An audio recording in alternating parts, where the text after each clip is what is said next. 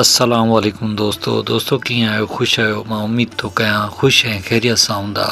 दोस्तों अॼु हिकु दफ़ो ॿीहर उस्ताद जलाल चंद जी हिकिड़ी यादगार नायाब प्राइवेट महफ़िल वॉल्यूम नंबर 4 खणी आया आहियूं।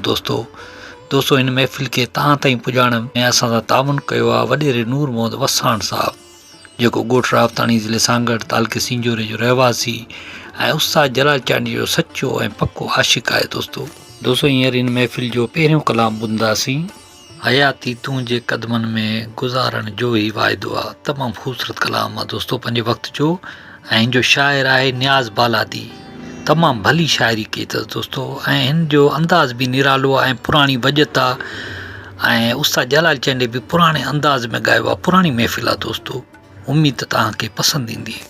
दोस्तों हिन कलाम जे लाइ असांखे फरमाइश कई आहे वॾेरे नूर मोहम्मद वसाण ॻोठ रावताणी ज़िले सांगड़ तालुके सिंजोरे मां, वॾेरे दिलावर वसाण ॻोठ सादिक वसाण, जाम नवाज़ अली ज़िले सांगड़ खां, अब्दुल वहीद हाजाणो टंडे आदम खां, दीदार रिंद ऐं हाफ़िज़ मोहब्बत अली बुलेदी ओस्ता मोहम्मद बलूचिस्तान खां, मेहरदीन कोटवाल राजस्थान इंडिया खां, असांजो पहिरीं प्यारो दोस्त हाजी मिर्ज़ा ख़ुश सऊदी अरब खां, शाइर शमन अली मलिक गौसपुर कंदकोट खां, असांजो पहिरीं प्यारो दोस्त इंजीनियर वकार अली भेलार साहब राणीपुर खां, शाइर अली अकबर सोलंकी ऐं फ़नकार अजब जलाल मीरपुर माथेले खां, तालके नारे खां डॉक्टर मंज़ूर किरियो साहब, मोहम्मद रहीम लुंड गोलाची खां।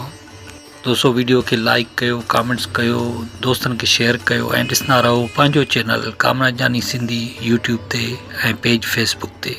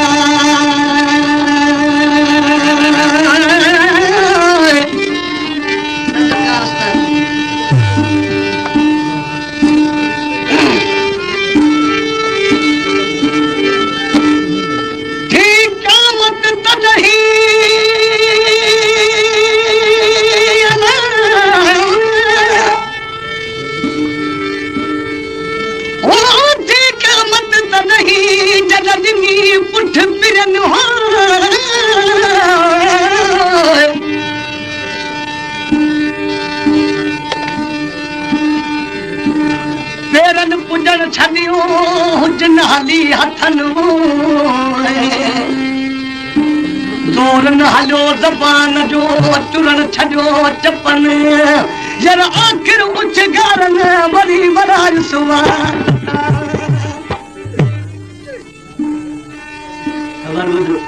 रेडियो में कलाम अचे थो हयाती हुस्न वारनि सां गुज़ारण को गुनाह कोन्हे, पर हू चए थो घरनि जे नाले ही दरवेश चए थो हयाती तुंहिंजे क़दमनि में गुज़ारण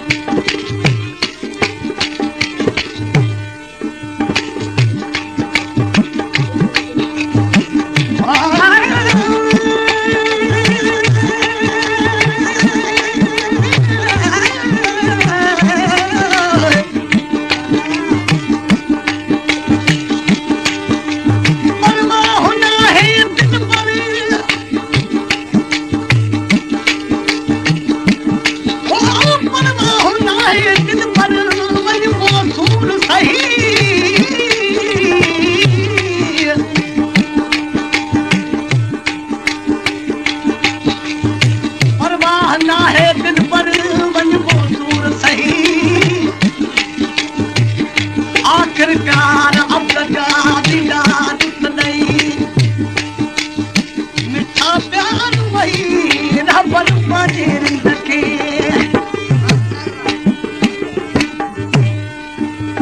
सदारी उनके सिख सोना रुगो तुझे मिलर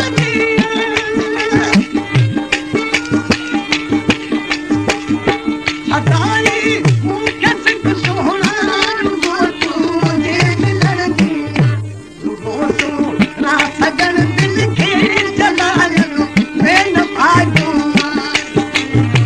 ना सजन दिल के जलालन मैं न भागूं लगे दिल साथ कर दोनी लगे कौन छन को हयाती तुझे कदम में गुजार तोही भागूं ओ लगे दिल साथ कर दोनी लगे कौन छन को हयाती तुझे कदम में गुजार तोही भागूं हयाती तुझे कदम में गुजार तोही भागूं